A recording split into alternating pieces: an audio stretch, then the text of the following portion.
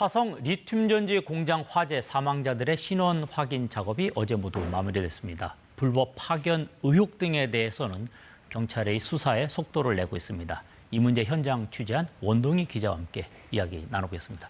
안녕하세요. 네. 자, 우선 첫 번째 신원 확인 작업이 어제 끝났다고 했는데 이 소식부터 전해주시죠. 네, 어제 오후 5시에 남은 사망자 6명의 신원이 추가로 확인되면서 이 화재로 사망한 23명의 신원 확인 작업이 모두 끝났습니다. 사망자의 국적은 한국인 5명, 중국인 17명, 라오스인 1명인 것으로 확인됐습니다. 네. 월요일에 사고가 났는데 목요일인 어제가 돼서야 신원 확인 절차가 모두 끝난 건 시신의 훼손 상태가 심각했기 때문입니다. 그렇군요. 지문을 확인할 수 있으면 보다 빠르게 신원 확인이 가능하지만 이게 가능한 시신이 몇 개 없었다고 합니다. 네. 결국 사망자와 유족들의 DNA를 각각 채취해서 이를 일일이 비교하는 작업을 할 수밖에 없었습니다. 지금 신원 확인 작업 때문에 장례 절차가 좀 미뤄지고 있었는데 이렇게 되면 장례 절차도 이제 시작되겠군요.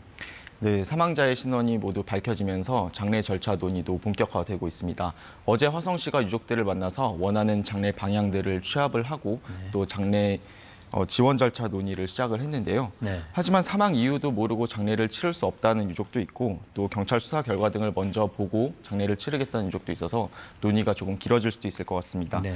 화성시 등 관계 당국은 유족들의 의견을 계속 모으고 또 끝까지 장례 절차를 지원하겠다는 입장입니다. 지금 어떻습니까? 이렇게 큰 화재가 났고 또 많은 피해자가 잇따랐는데 업체 측에서 사과가 있었는지 궁금합니다.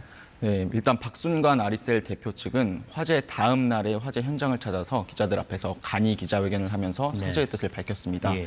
책임을 통감하고 앞으로 수사 절차에 적극적으로 협조하겠다라고 했는데 함께 들어보시겠습니다. 회사는 이번 사태의 수습을 위해 최선을 다할 것이고 엄중한 책임감으로 임할 것입니다.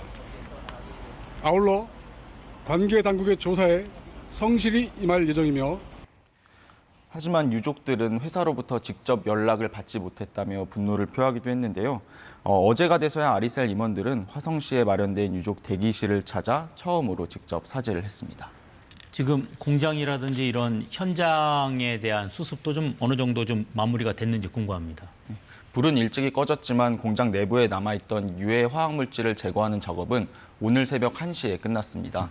아리셀 공장에 남아있던 폐 전액을 제거하는, 수거하는 작업이었는데 모두 9시간이 걸렸다고 합니다. 네.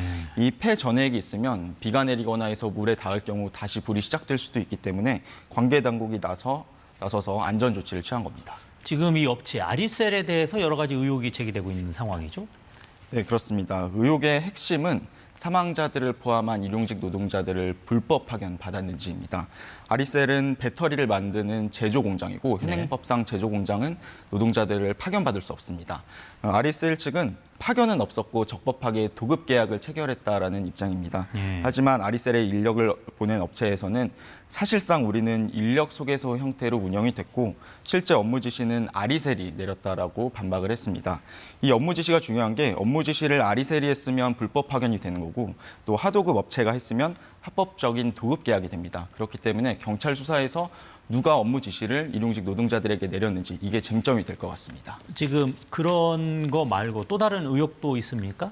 네, 저희가 어제 보도하기도 했는데 공장 준공 당시 도면과 또 화재 당시의 CCTV를 보면 그 도면과 내부 구조가 다르게 그 내부 구조 변경이 있었던 사실이 확인이 됐습니다. 네. 이 부분도 수사 대상에 포함이 될 걸로 보이는데요. 네. 준공 당시 도면을 함께 보시겠습니다. 리튬 전지를 보관할 수 있는 별도의 방이 저렇게 있는 것을 확인할 수 있습니다. 하지만 화재 이후 CCTV 영상을 보면 그 방이 사라져 있고 저렇게 한 공간을 모두 터서 사용되고 있는 걸 볼 수 있습니다. 네. 저 주황색으로 표시된 부분이 원래 방이 있어야 될 그런 벽인데 지금 그렇군요. 사라져 있고 그렇기 때문에 연기가 전체적으로 빠르게 퍼졌다라는 그런 지적이 나오고 있습니다.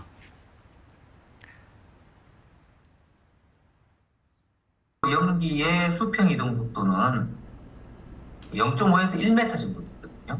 문틈을 통해서만 연기가 이동하기 때문에 그 이동 속도는 5분의 1까지도 느려지지 않았을까. 지금 이런 여러 가지 상황을 보면은 경찰이 수사를 해야 되는 거가 꽤 많아 보이는데 어떻습니까? 수사 상황 좀 전해주시죠. 네, 이 수사는 경찰과 고용노동부가 주도해서 하고 있는데 우선 아리셀과 인력 파견업체, 대표 자택 등에서 확보한 압수물 분석에 총력을 기울이고 있습니다. 네. 이 압수물 분석이 끝나는 대로 경찰은 박순관 아리셀 대표 등 입건된 사람들을 소환 조사할 예정인데 예. 이에 아리셀 측은 국내 최대 로펌인 김앤장 법률사무소 소속의 변호사들을 선임해서 경찰 수사에 대응하고 있습니다. 네, 알겠습니다. 오늘 여기까지 듣겠습니다. 지금까지 원동희 기자와 함께했습니다. 고맙습니다.